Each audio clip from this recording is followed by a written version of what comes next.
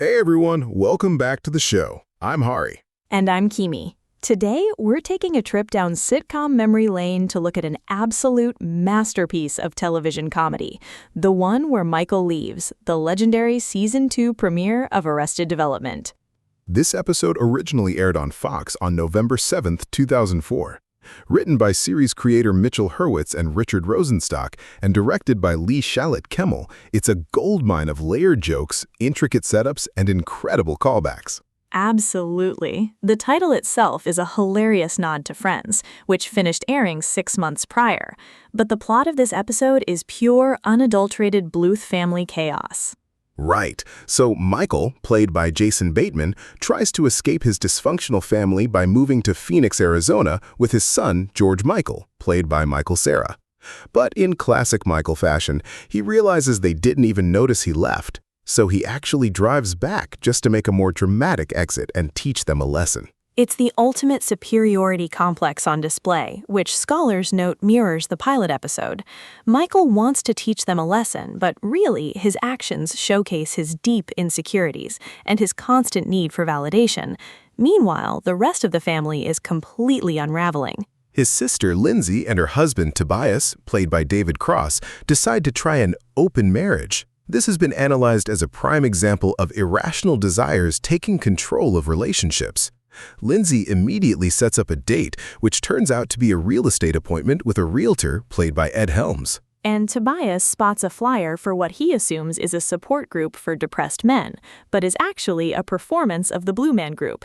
He decides to audition, leading to one of the most famous running gags in TV history, Tobias painting himself blue.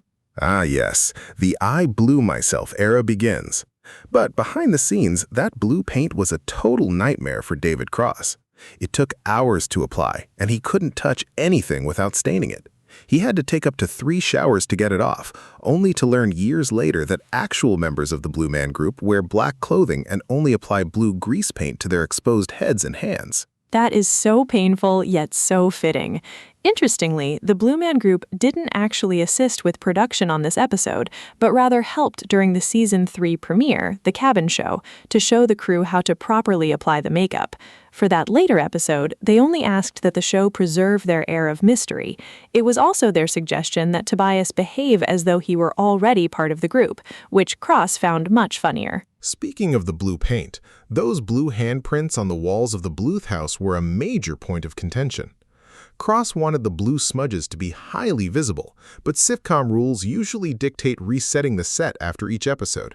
Eventually, a staff meeting was held to remind him of this, and they compromised by keeping just some of the blue paint for continuity. Dave Holstein actually listed those blue handprints as one of his favorite background gags.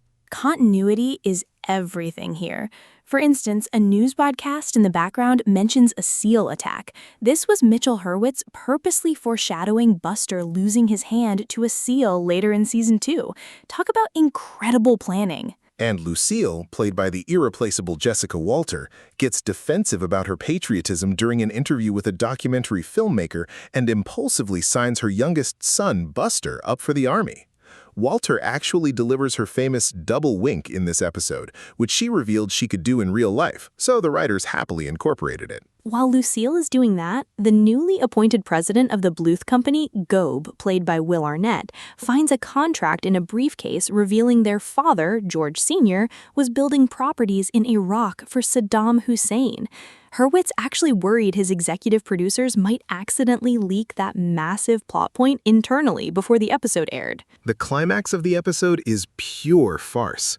Michael gets stopped from leaving because his father was arrested, except the police actually arrested George Sr.'s twin brother, Oscar, by mistake. Meanwhile, Tobias gets run over by their lawyer, Barry Zuckerkorn, played by Henry Winkler, while wearing his blue paint. At the hospital, the family begs Michael for help, and the real Oscar shows up, revealing that George Sr. escaped to Mexico wearing an Oscar wig and stealing the Saddam contract. It's an absolute masterclass in narrative efficiency. Critics loved it. Phil Gallo from Variety called it the show's funniest episode yet, praising Ron Howard's brilliant narration and the way Tobias and Lindsay's relationship personified desperation. And Vulture actually ranked it as the second best episode in the entire series. It did really well in the ratings, too. It pulled in over 6.6 million viewers, which was a huge jump from the season 1 finale, which only drew about 5 million. However, not everyone was thrilled. Austin Smith of the New York Post gave it a negative review, feeling the show's unique format was already growing stale. Well, history has disagreed with him, but here is a wild, lesser-known piece of trivia.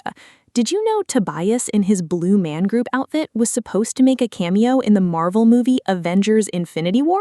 Wait, really? How would that have worked? The Russo brothers, who directed Infinity War, also directed early episodes of Arrested Development. They wanted to slip him in as an Easter egg in the Collector's Museum. While David Cross couldn't shoot the scene because he was in London directing his own project, the cameo wasn't canceled and actually appeared in the final cut using a body double, which he later expressed immense sorrow over missing. That would have been legendary. Instead, fans just shout, "I just blew myself" at him when he's driving. It truly shows the lasting cultural impact of this single premiere. It really does. It's a perfect half hour of television that rewards multiple viewings. Well, that's all the time we have for today's deep dive. We hope you enjoyed dissecting this classic with us. This episode is based on the Wikipedia article, "The One Where Michael Leaves," which is available under the Creative Commons Attribution Share Alike license. This podcast was crafted using artificial intelligence.